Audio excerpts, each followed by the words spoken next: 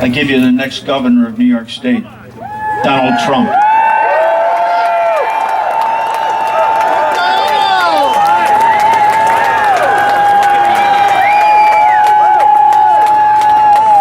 Thank you very much. Thank you. Andy, you're fired! What a group. I want to just thank Carl and David Pietro, who are friends of mine and great people. They love the state and they love the country. And obviously we know our country's not doing so well. Our country's in trouble, but our state likewise is doing very, very poorly. So I just wanted to be here to support you. You know, we're building jobs right now all over the world. And I'd like to be focused on New York. I'd like to be focused even in the United States. But so many things are happening outside of this country, outside of this state. And it's actually a shame. You know, New York State could be one of the energy capitals of the world, and your taxes would be going down to a point that you wouldn't even believe. And we're in a state that's in big trouble. If you just look, bloated government, corruption all over the place, and I mean all over the place.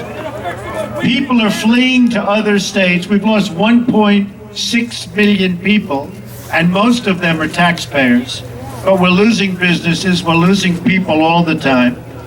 Upstate New York has been virtually abandoned, except around election time, in which case they come and they talk. And it's just talk, believe me, because after the election you won't see anybody. That's going to be that.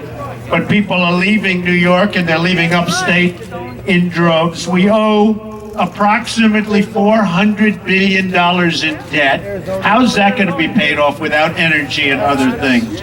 The answer is it's not. You see what happened to Detroit. You see what happened to lots of other places. Get ready, because if a lot of people aren't very energetic and very smart, that's going to be happening to you. Some of our places, Buffalo has one of the highest poverty rates in the nation, which is incredible to think about. And you know, when you go all through the list, it's just negative after negative. On top of everything, they give you the UnSafe Act, okay? Now, unbelievable. Now, I'm a big Second Amendment person. I'm a big, strong believer in that.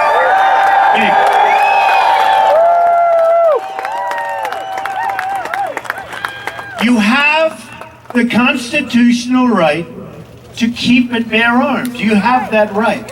And they want to take it away. And they are taking it away. Slowly but surely, they're taking it away. Now, they're not taking it away from the bad guys. Because, you know, the bad guys, they're going to have their guns, and they're not going to register, and they're not going to do anything. And they'll walk in, and they'll have the gun pointed right at you. You'll be sitting there and saying, "Can we talk?" And it's hard to believe, actually, when you look at what they're doing. And is it a lack of common sense, or are these people, the politicians, the bad guys? In their own way, they probably are. You have so many violations. You have a violation of the New York Civil Rights Law. You know that. The Fourth Amendment, the Second Amendment, the Fifth Amendment, the 15th Amendment. It's all violated. The UnSafe Act is violating all. It was one of the worst drawn, most quickly drawn. It was drawn so quickly that at one point police officers didn't have the right to carry guns. They could have been arrested for carrying a gun. And you know what? There's still really big questions as to even police and arms. So we've got to get smart. Now, I have a son and I have another son that are both members of the NRA. They fully understand the subject. And in fact, last night we had dinner, we had a long talk about it, and they brought me into a situation that was amazing. They were telling me things that are inconceivable. And I will say to this group of people, you're all hardworking people, you're all taxpayers, you're out there doing your best, and you're getting beaten up by either incompetent or very, very stupid politicians.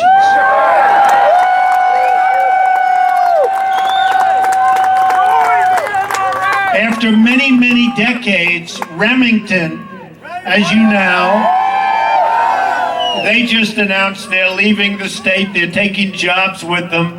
Terrible. And who can blame them? I mean, they're treated so badly, and they're leaving. And you just can't. So I just want to say, and you know, one of the things that people are always shocked when they hear, but I have a pistol permit. I live in Manhattan. And a lot of people don't know that, but you know, if I ever have a problem, We do now. I'll at least have a good shot at it.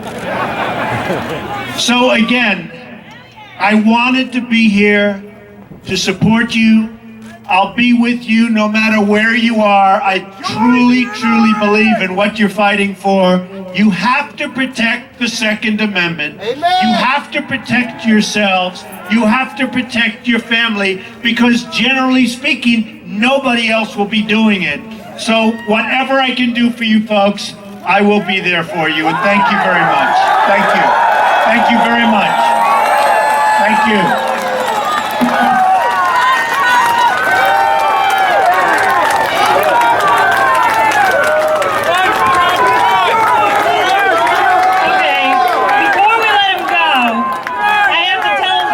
Doesn't know.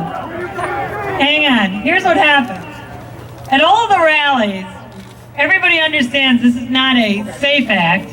It's UnSafe Act. And every time you say the term SAFE Act, it costs you $10. Now you said it 7 times.